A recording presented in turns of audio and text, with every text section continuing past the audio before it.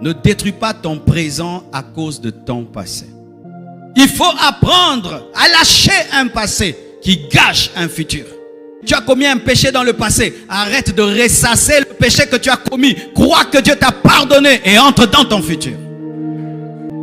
Oh, j'avais péché, j'étais tombé. Est-ce que Dieu t'a pardonné? Oui, il m'a pardonné, mais j'arrive pas à oublier que j'étais tombé. Ça paraît être spirituel, mais c'est charnel. Oublie tes erreurs du passé.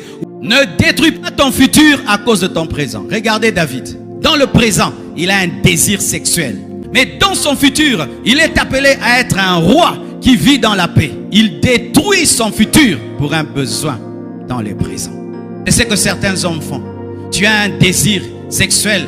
Et puis, parce que tu as un besoin, j'ai un besoin. Tu oublies que tu es un père de famille. Tu oublies que tu es un leader. Tu oublies que tu as des projets. Tu oublies le futur pour le présent.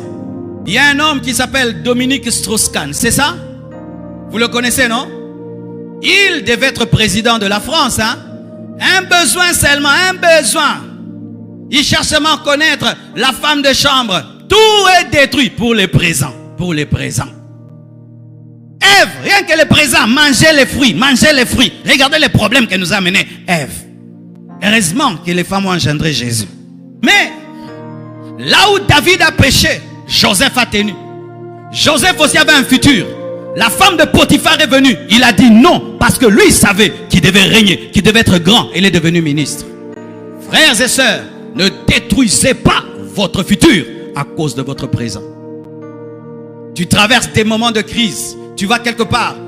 Demandez l'aide. Et là-bas, si tu veux que je t'aide, je dois coucher avec toi. Si tu veux que je t'aide, je dois coucher avec toi. Toi, tu regardes le présent.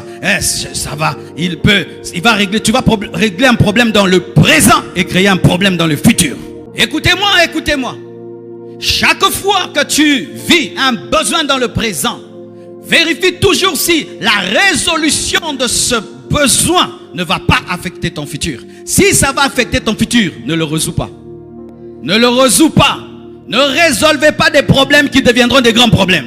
Ne détruis pas ton futur à cause de la faim dans le présent. À cause d'un manque d'habits. Non, ne le fais pas. Tu vas dans le monde de ténèbres parce que tu veux l'argent dans le présent. Et on te donne l'argent dans le présent. Mais dans le futur, tu devais vivre 70 ans. Tu vas vivre 50 ans.